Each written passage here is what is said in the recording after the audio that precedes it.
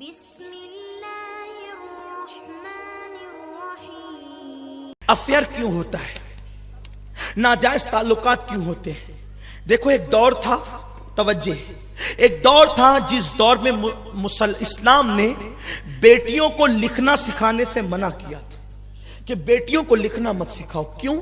اس لیے کہ ایک دوسرے سے کانٹیکٹ کا ذریعہ اس دور میں لکھنا تھا، تو خطرہ تھا آبرو کو، لکھنا مت سکھاؤ۔ اور آج اب لکھنے کی ضرورت نہیں ہے، آج یہ سارا فتنہ موبائل کی وجہ سے۔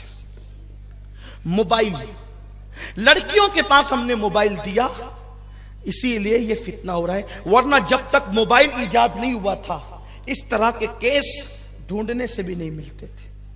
ہم کیوں اپنی بہن کو موبائل دے رہے ہیں؟ ہم اپنی بیٹی کو کیوں موبائل؟ میں کہتا ہوں موبائل کا عورتوں کے پاس کام کیا ہے؟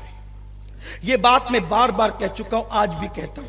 لوگ مجھ بارے میں بات بھی کرتے ہیں کہ کیسی بات کرتے ہیں۔ میں کہتا ہوں بیٹی جب خون کے آنسو رلائے گی تب تجھے پتا چلے گا کہ بات کیا ہے۔ بیٹی کو موبائل مت دو، بہن کو موبائل مت دو، بیوی کو موبائل مت دو۔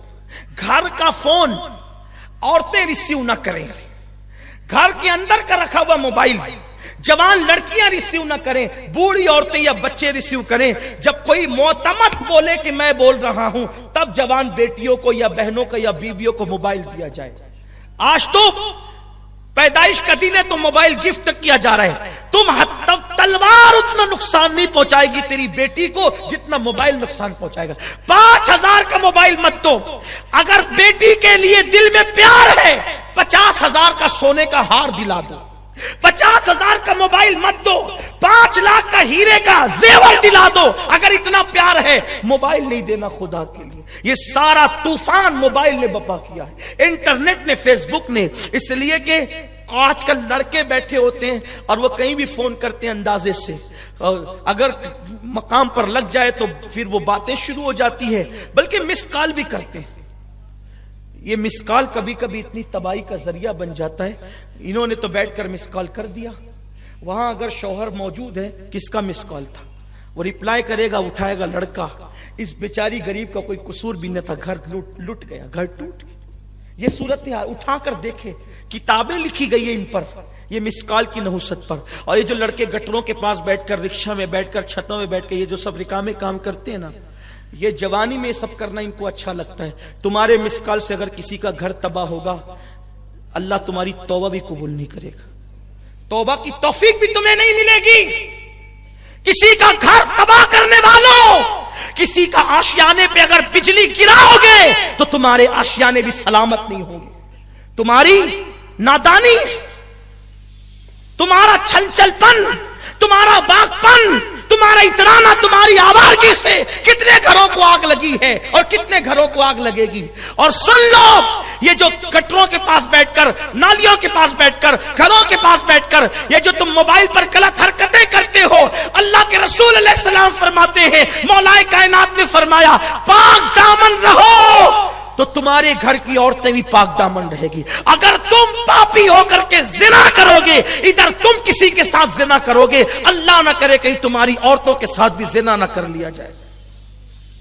لڑکوں کی ٹولی بنی ہوتی ہے، ایک دوسرے کا سپورٹ کرتے ہیں گناہ کے ماحول میں۔ میرے رسول علیہ السلام نے فرمایا کما تدین تدان، تم جیسا کرو گے تمہارے ساتھ ویسا ہی کیا جائے گا۔ اس سلسلے میں ایک چھوٹا سا واقعہ اپنے الفاظ کے مفہوم کے ساتھ عرض کروں۔ ایک جوان، توجہ، دوسرے جوان کے پاس آیا، اگر یار تو میرا دوست ہے، کہا ہوں، کہ میری ایک چیز میں مدد کر۔ اس نے کہا کیا؟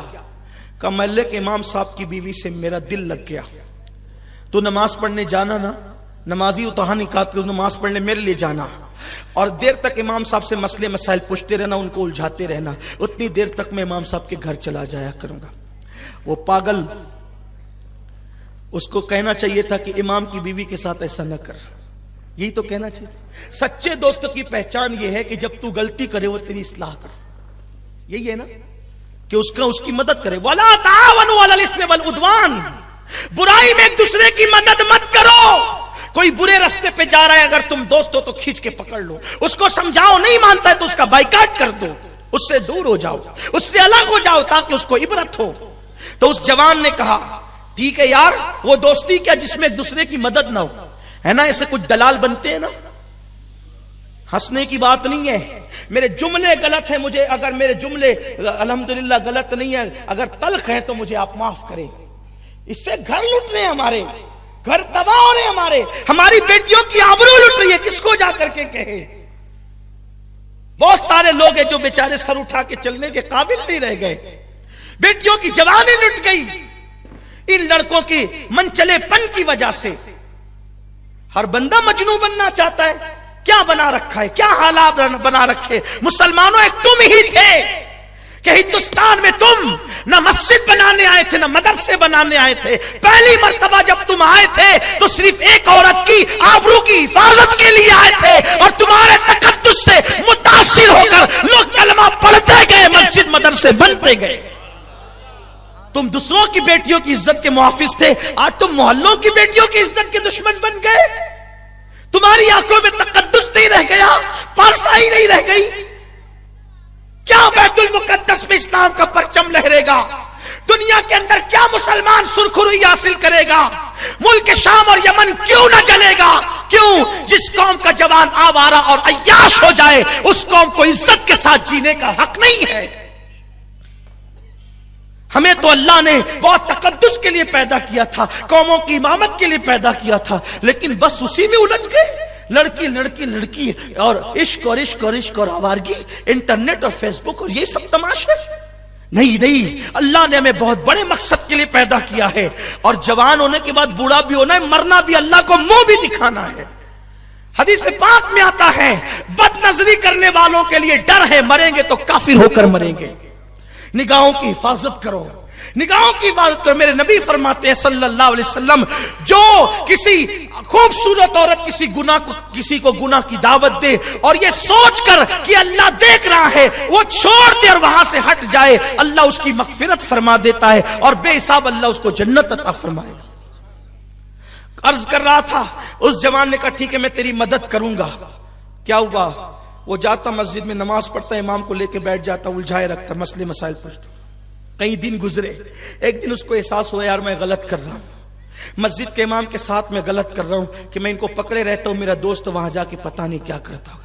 اس نے امام سے کہا حضرت معاف کرنا, میں نہ نمازی ہوں نہ مجھے علم سے کوئی دلچسپی ہے, میرے دوستوں کو آپ کی بیوی سے اس کا دل لگ گیا اور اس نے مجھے کہا کہ میں آپ کو الجھاؤں, اور میں آپ کو الجھاتا رہا اور مسئلے مسائل میں پھنساتا رہا, اور وہ آپ کے گھر جا کے پتہ نہیں کیا کرتا رہا. حضرت مجھے معاف کر دیں, میں نے بہت بڑی غلطی کی.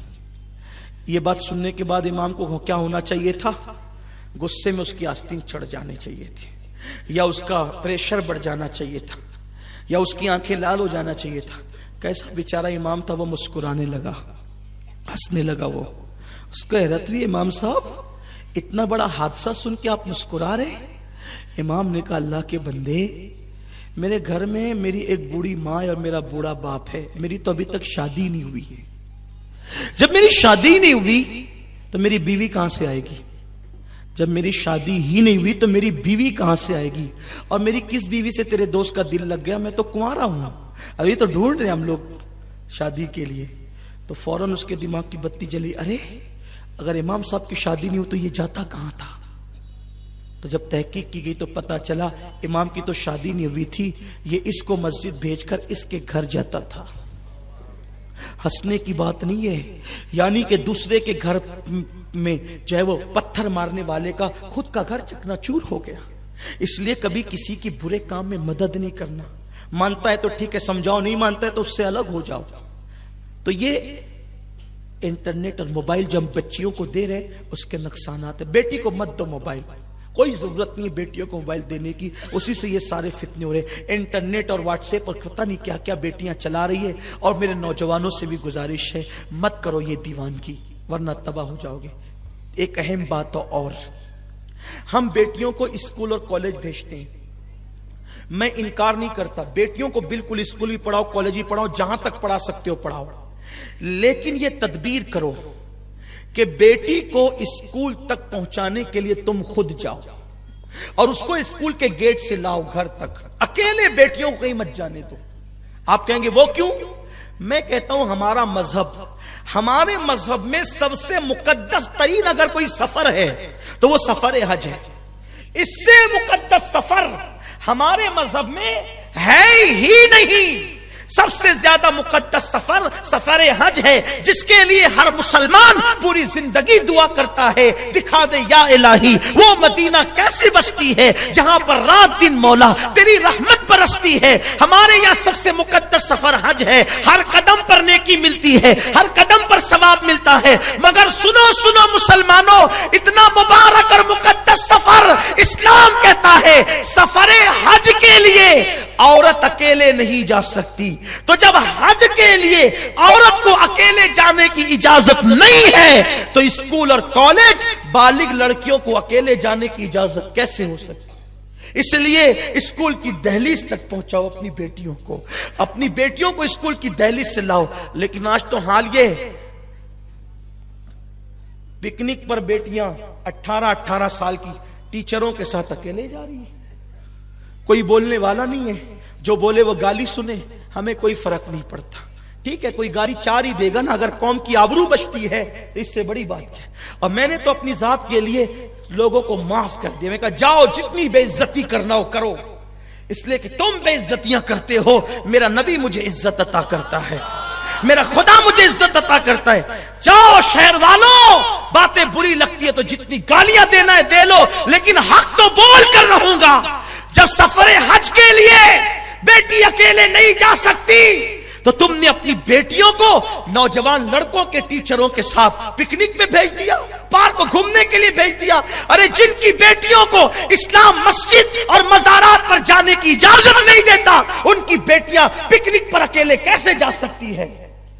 دیندار گھروں کی بیٹیاں بھی جا رہی. کون ہے روکنے والا؟ کوئی روکنے والا نہیں. حق بولنے کے لیے کون ہے؟ نہیں ہے. اس لیے کہ گالیاں سننی پڑے گی. ٹھیک ہے، اگر دین کا تحفظ گالیوں سے نہیں بلکہ اگر خون دینے سے ہوتا ہے ہم اس کے لیے بھی تیار ہیں. اس لیے کہ اللہ نے ہمیں پیدا اس لیے کیا ہے کہ اگر دین کی حفاظت ہمارے بول سے ہوتی ہے تو بول سے کریں گے، اور خون سے ہوتی ہے تو خون سے کریں گے. لیکن حق کہہ کر رہیں گے. ناجائز اور حرام ہے اکیلے بیٹیوں کو نوجوان لڑکوں کے ساتھ پکنک پر بھیجنا، پارکوں میں بھیجنا، اور وہ بھی ایک دن نہیں 3 دن جاتی ہے.